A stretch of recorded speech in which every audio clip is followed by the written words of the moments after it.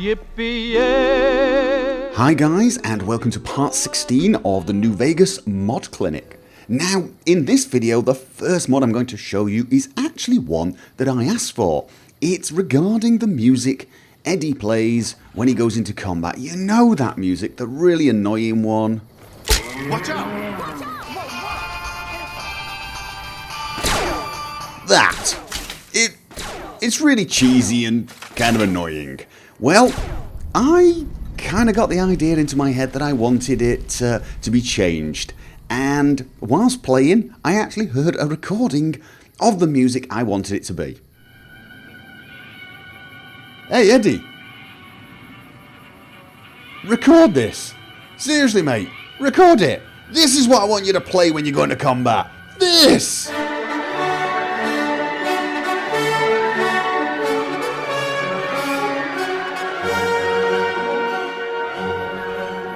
And about an hour after I posted the video, somebody had already uploaded the very mod. Whoa! Cut it out, will you? So there you go. Flight of the ValkED-E's a la Eddie. Now, it only plays the first 20 seconds, so it doesn't go on for the full 10 minutes, don't worry. It sounds pretty nice, and it is actually a lot less annoying than the default music. My only request now, and I know I'm pushing my luck hugely here, my only request is I'd prefer it to play the bit in the middle there, you know, the really epic sound, the bit from the movie Apocalypse Now. The really terrifying part. That's the part I want to hear. One of the things I quite like about this mod is the fact that it is actually lore friendly, because we know this music is in the game because, of course, I was there in the Repcon test facility listening to it and telling Eddie to record it so he could play that instead. So it is perfectly reasonable. So a big thank you for this mod.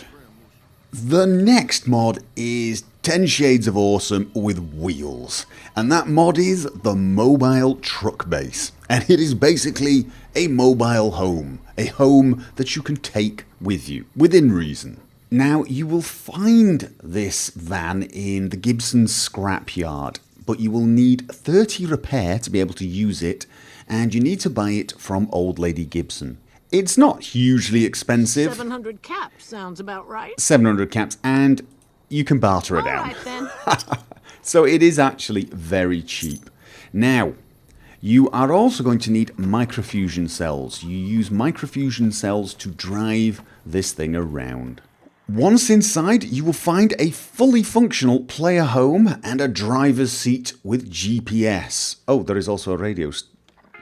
There you go, if you want the radio on. Let me just put some lights on. There are 3 lights in the place, and they do make the place look a little brighter. This one is actually a little too bright for me. I would only use this one if you just want to sit down and read. There is literally everything you're going to need. You've got a reloading bench and a workbench. It looks like one bench, but you actually have 2 sides to it. You have toolboxes, you have ammo boxes, powder barrels. There are storage spaces. You've got loads of chests, you have a fridge, more drawers, you even have a stove with which to cook food. And there are beds, so you can activate the cot and you get a bed here, or you can activate the dinette bed converter for bunk beds. So there you go, 2 beds if you want. And again, you can activate them to put them back. Oh, that's to sleep. I think I have to activate it. Yes, I have to look up to activate it back up. You can, of course, sit down at the chairs if you wish, and basically treat this as any normal player home, fully functional. However, with a little bit of a difference. You can, of course, sit at the chair, activate the GPS, and pick a destination. Now, you only get destinations that you have already visited, but once you do, you can pick the destination. It will use 10 microfusion cells. It will make this loud noise, as you can hear. And then you're on your way. You can't move for a few seconds, and it is kind of loud. I wish the volume would be a little lower. And then I can move, and I'm at Good Springs. There you go. Good Springs. And as I said, there are a lot of different destinations. Novak, for example, the Mojave Outpost, Prim, and many more. I mean, I think there are something like 12, 15 locations. I can't remember off the top of my head, but it's enough locations that you can get close to most locations in the game. And of course, this type of home is especially useful for people who either choose not to fast travel or have disabled it entirely, because of course, you can use the truck to quickly go to a certain part of the map and then walk the rest of the way.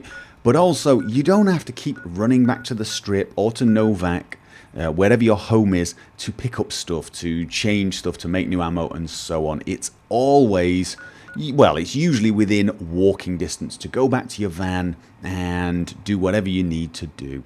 And the style of the van fits the game perfectly. The outside looks pretty reasonable. I mean, it's rusty, it's messy, and the inside uses all the standard textures. It's small, and yet it's actually quite comfortable. So you really do believe you're inside a van.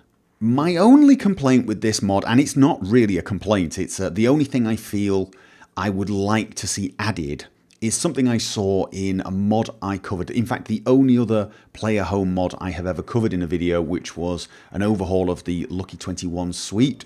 And that was the ability to use items that were in any of the containers in the home from the workbenches. So I could literally make any of these items if I had the ingredients anywhere in the van. I didn't have to have them on me, which was absolutely brilliant because of course you can just put all your spare parts in your toolboxes and you don't have to keep looking in, taking the ones you need and so on. That was a very nice feature in that mod, and I would love to see it added to this mod. Now, I have seen a modders resource that allows other mod makers to add that sort of functionality to the player homes that they create, and I'm going to have a look at it myself, but I don't think I'm going to have time, so I'm sort of almost hoping someone else will do it for this mod, or the mod author of this mod, if he's still active, would think about adding it, because honestly, that would literally make this the perfect player home for someone like me. It's mobile, it has all the functionality I need, it looks great, it feels immersive, and for me, there's just no downside to it whatsoever. So that one feature would just make it absolutely perfect. This is just one of those great ideas that's been really well done, and it just makes it all round a really great mod. Now, the next mod I'm going to show you is a mod that changes the Cowboy repeater a little. And the reason I'm showing it you is a lot of people have been asking me which mod removes the annoying peephole on my rifle. Because this is, I think, completely useless. I suppose it's supposed to help you aim, but I actually don't think it does. I think it's completely useless. It just blocks off your vision. So, for example, when I'm looking at them, the Brahman and the Rad Scorpion, I can't see anything that's near to them. You know, it just blocks vision. It doesn't seem to serve any purpose whatsoever. I'm using the iron sight to aim. The peephole is just annoying. And the Cowboy repeater with peephole removed mod removes that annoyance. You aim exactly the same, the weapon is completely unchanged in all ways apart from that. It is just a lot more pleasant to use. And that is great for me because I do like this weapon. It is a very good weapon to use in the early game, especially if you're doing a cowboy style playthrough. Maybe once you get sniper rifles, you'll stop using this, but for me, until I manage to get my hunting rifle repaired to a decent degree, this is my weapon of choice for mid to long range. So thank you very much for that mod. The final mod I'm going to show you in this video is called Better Smoke and Ballistics. And what it does is it changes the smoke that comes out of a weapon when it's fired. Now, I don't know if you've noticed, but the vanilla game, the smoke it's kind of thin. It just appears at the end of the barrel as if by magic. and expands a little and then dissipates. It doesn't seem to be going anywhere. It doesn't have any force or any direction. Now, I'm not completely sure if this is realistic because honestly, when I've shot guns or watched guns being shot, I've never really looked at the smoke. However, with better smoke and ballistics, the smoke is ejected at high force, at high speed from the barrel in the direction the bullet would be flying, and to me it feels more realistic. Now, I do apologise if that's not true, if any experts want to correct me, but I like it. I like the way it feels. It gives the shot a little bit more oomph, a little bit more impact. I know it's only eye candy, but I really do like the effect quite a lot. Now, if you're using NVEC, I believe this mod has already been incorporated into it, so you probably don't need it. However, if you're not, great mod.